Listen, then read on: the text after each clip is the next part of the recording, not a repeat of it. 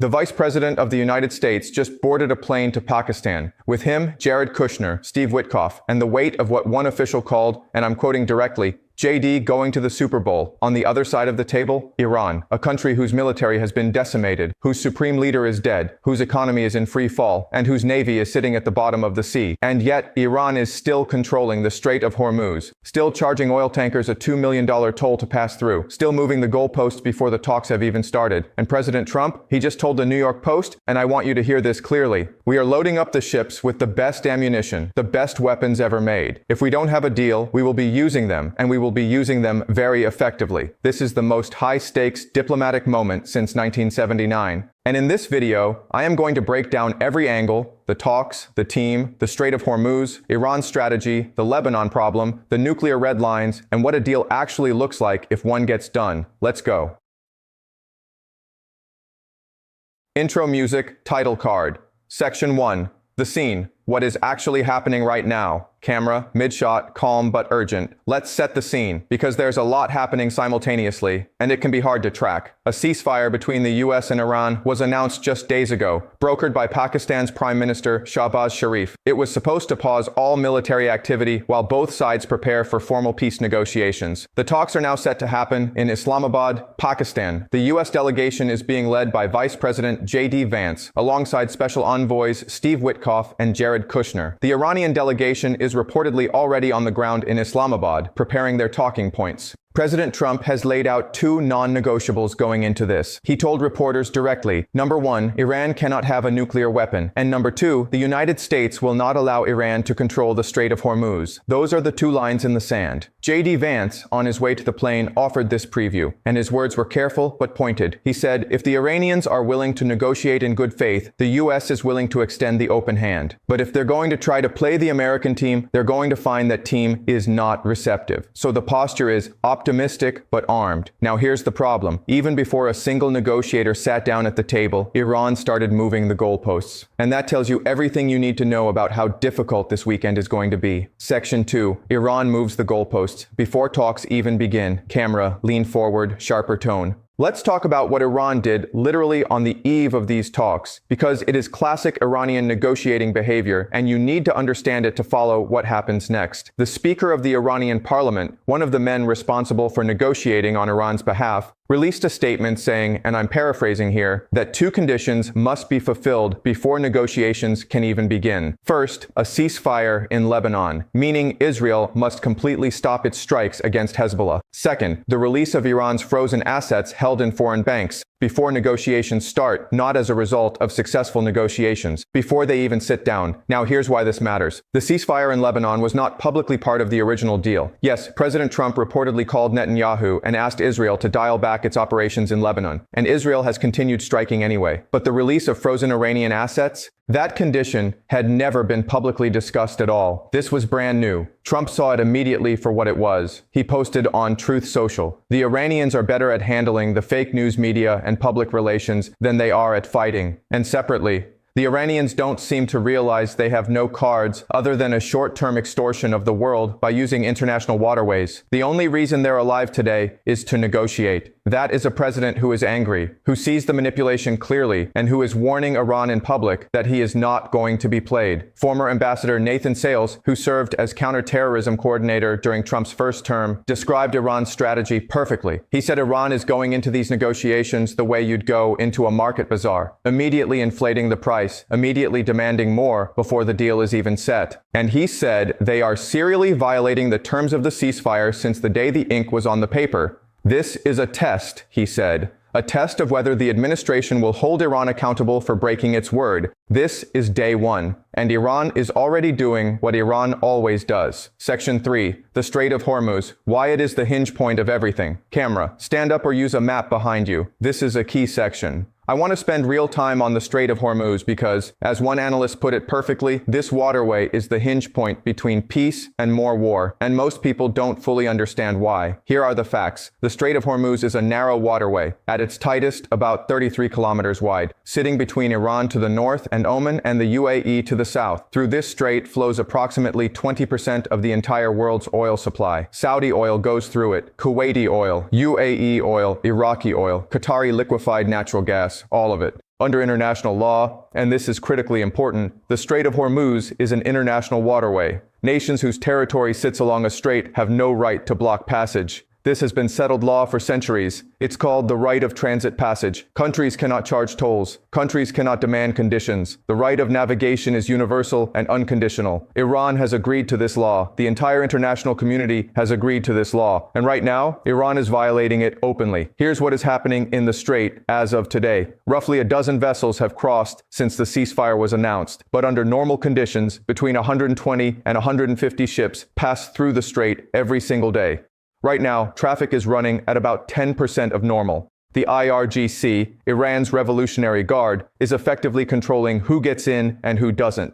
Israel's intelligence told Fox News that Iran is charging ships a fee of around $2 million per vessel to transit. Ships that refuse are being told they cannot guarantee the main channel is mine-free, so they have to take the longer route around Larak Island, which conveniently runs right past the Iranian coastline. The UAE's government statement on this was direct and furious. They wrote, "Let us be clear. The Strait of Hormuz is not open. Access is being restricted, conditioned, and controlled. Iran has made clear through both its statements and actions that passage is subject to permission, conditions, and political leverage. That is not freedom of navigation. That is coercion." Secretary of State Rubio called it exactly what it is, a violation of international maritime law. And John Yoo, a law professor at UC Berkeley, who actually teaches the law of the sea, explained the stakes this way. If the United States allows Iran to get away with controlling the Strait of Hormuz, the precedent is catastrophic. China could close the Taiwan Strait. Someone could close the Strait of Malacca, through which all oil bound for China, Japan, and Korea must pass. The principle of freedom of navigation that the United States has defended for 500 years would be broken. We went to war with Britain in 1812 over this principle. It is not a minor issue. Iran's response? The Iranian Revolutionary Guard posted publicly, "We will keep the Strait of Hormuz closed," and a statement purportedly from Iran's new supreme leader, Mojtaba Khamenei, son of the killed Ali Khamenei, read on state media said, "We are entering a new era with the management of the Strait of Hormuz. We did not and do not seek war, but we will not give up our rightful rights." So you have two completely incompatible positions. The United States and the entire international community saying the strait must be free and open.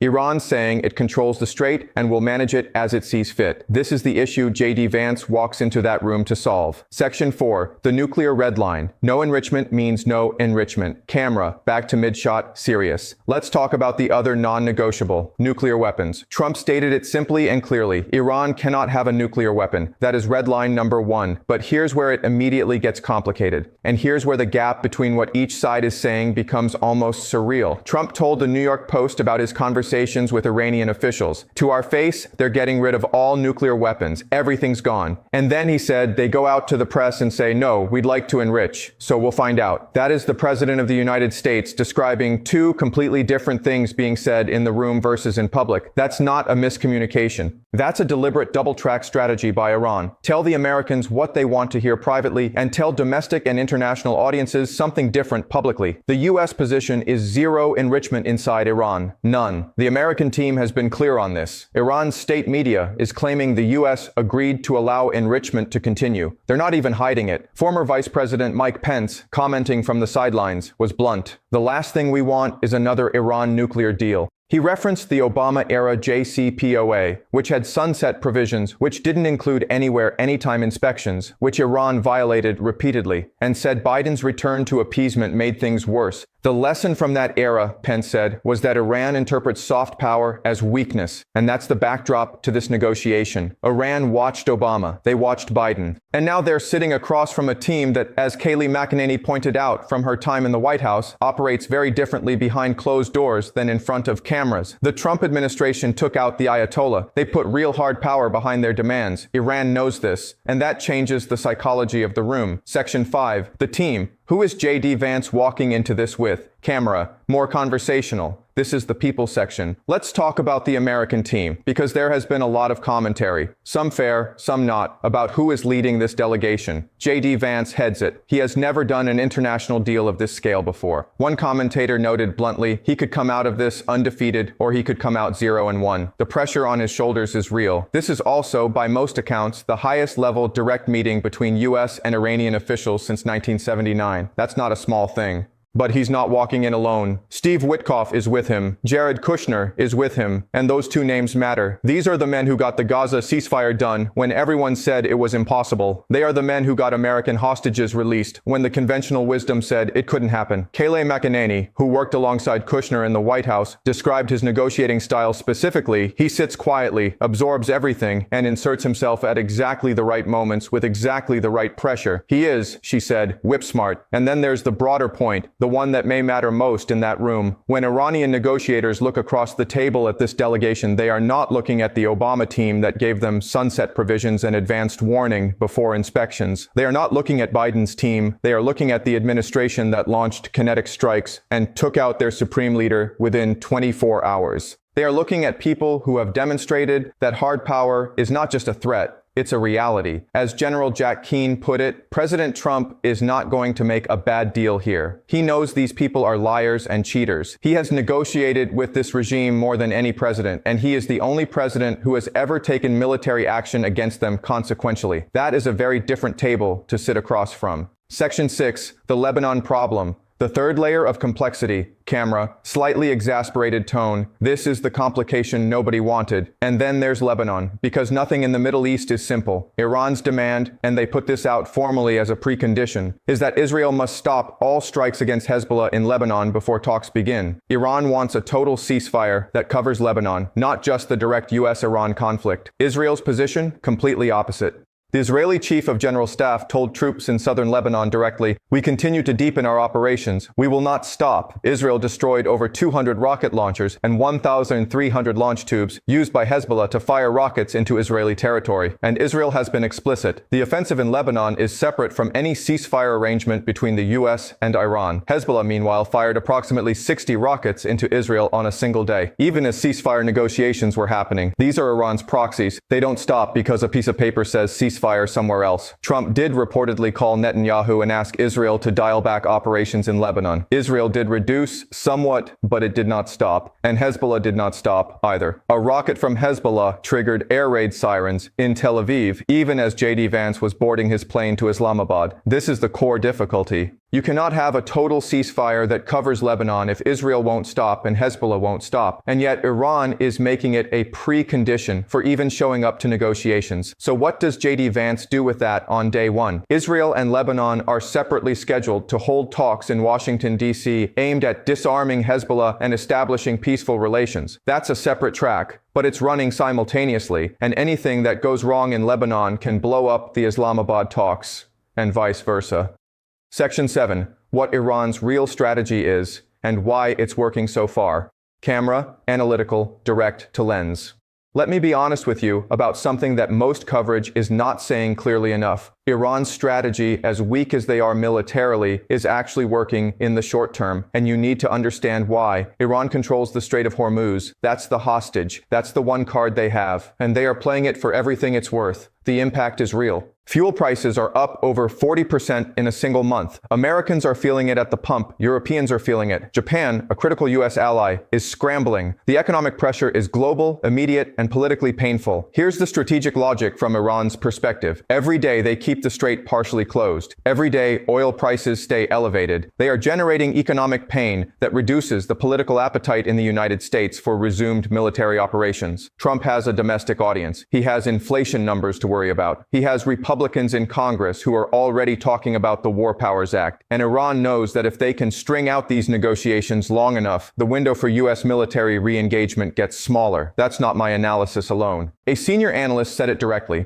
The longer there are lower oil prices, meaning the longer the strait stays partially open enough to reduce global panic, the less economic pain there is and the less political pressure there is on Iran to make concessions. Their strategy is delay, obfuscate, and wait. Dan Hoffman, former CIA chief of station, explained Iran's longer-term objective. They want to reduce or eliminate the U.S. ability to project military power in the region. And there is no better demonstration of their capability to do that than controlling the Strait of Hormuz. They are taking as much as the U.S. allows them to take. And that is exactly why, as multiple analysts have pointed out, the administration cannot afford to let these talks drag on indefinitely. Every day of delay is a day Iran recovers slightly, reestablishes leverage, and makes military re-engagement harder to justify politically. Section 8. What a good deal looks like, and what the U.S. cannot accept.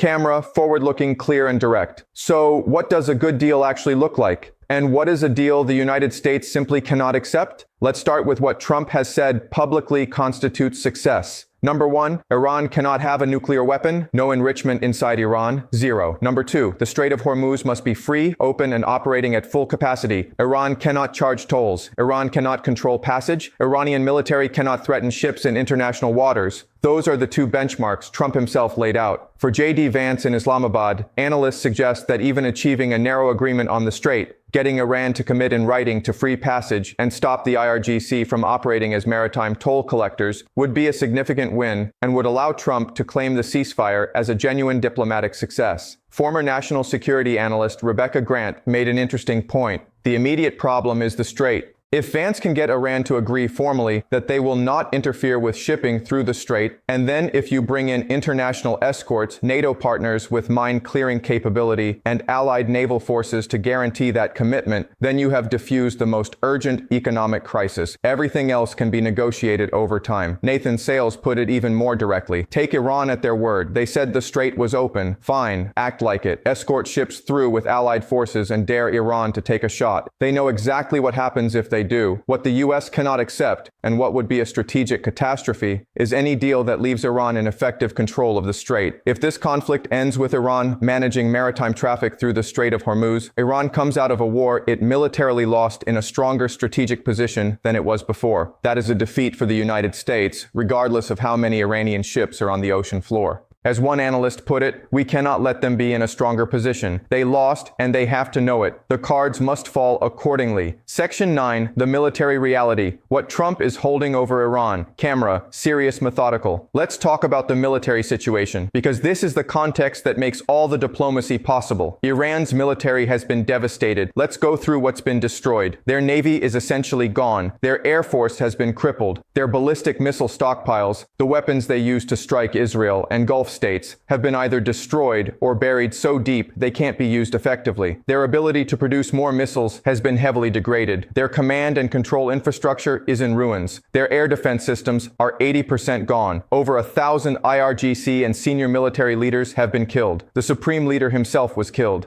The United States and Israel together were launching approximately 700 strikes per day inside Iran. The reason the world doesn't see the scale of this destruction is simple. Cameras are not allowed in Iran, but the damage is real and it is massive. Iran's missile and drone attacks on Gulf states have declined by roughly 90% from the peak levels at the start of the conflict. They can still fire, they can still cause damage, but their capability is a fraction of what it was. And now Trump is actively resupplying and repositioning military assets in the region. The aircraft carriers Boxer, Ford, Tripoli, and Bush are all moving into theater. That is not a drawdown. That is a deliberate show of readiness. Trump told the New York Post explicitly, "We're loading up the ships with the best ammunition, the best weapons ever made, even better than what we did previously, and we blew them apart. If we don't have a deal, we will be using them very effectively." That military reality, sitting right behind Vance's diplomatic team, is the leverage that makes the Islamabad talks matter. Iran is negotiating knowing that the alternative to a deal is not a comfortable stalemate. It is resumed strikes. Military analyst Joey Jones made a point worth sitting with. You can't military your way to victory, and you can't diplomacy your way to victory alone. The lesson of 40 years of American foreign policy is that you have to use both levers together. What's different this time is that both levers are actually being pulled simultaneously. Section 10, the NATO factor, allies Europe and the Strait. Camera, broader perspective,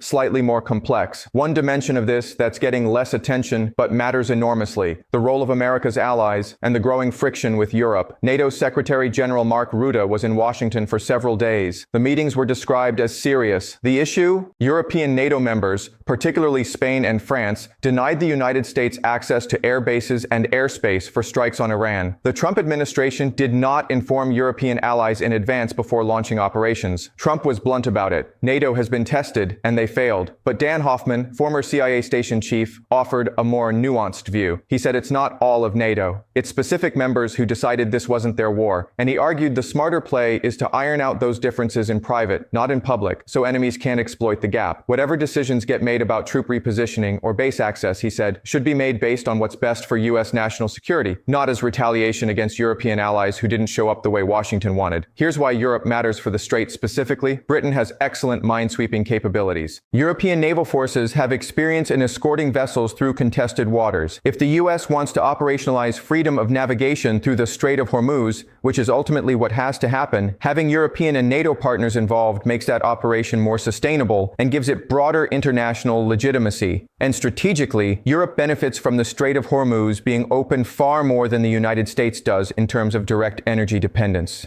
The political pressure to help secure the strait should be enormous on European capitals. Whether it translates into actual cooperation is the open question. Section 11. The human story. Iranians waiting for what comes next. Camera. Softer tone, slower pace.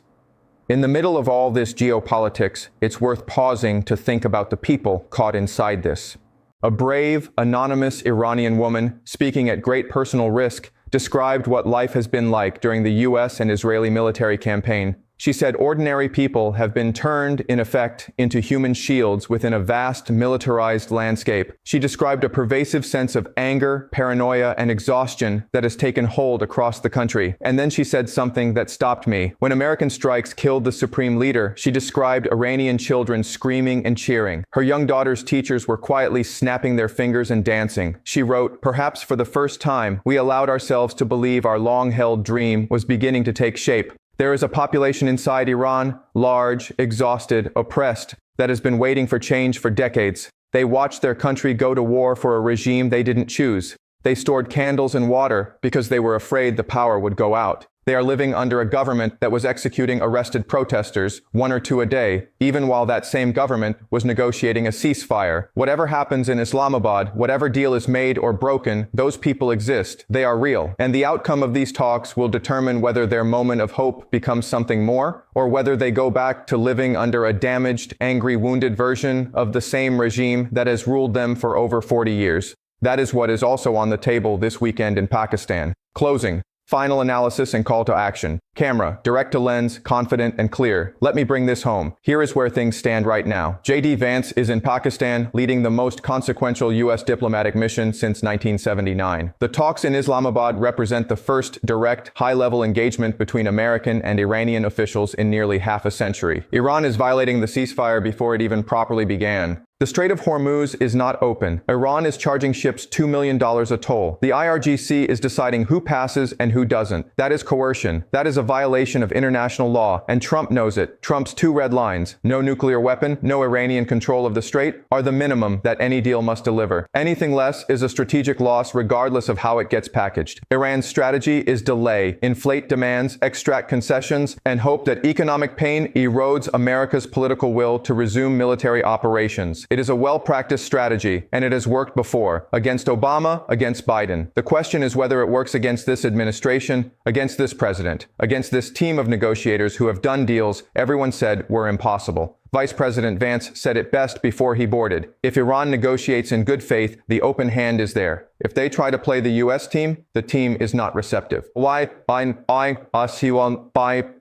This weekend determines a great deal about what the next months look like. Either a framework emerges, however imperfect, that opens the strait, addresses the nuclear question, and gives both sides something to work with, or the talks blow up and we are back to what analysts are calling epic fury. More strikes, more military pressure, a war that nobody wanted that just can't quite end. I will be covering every development on this channel. If you want real, in-depth analysis, not just headlines, subscribe right now and turn on notifications. This story moves fast, and we will not let you miss a thing. If this breakdown was useful to you, hit the like button. It takes 2 seconds and it genuinely helps this kind of content reach more people. Drop your thoughts in the comments. Do you think Vance gets a deal? Do you think Iran folds? Or does it all blow up? Tell me what you think. I'll see you in the next one.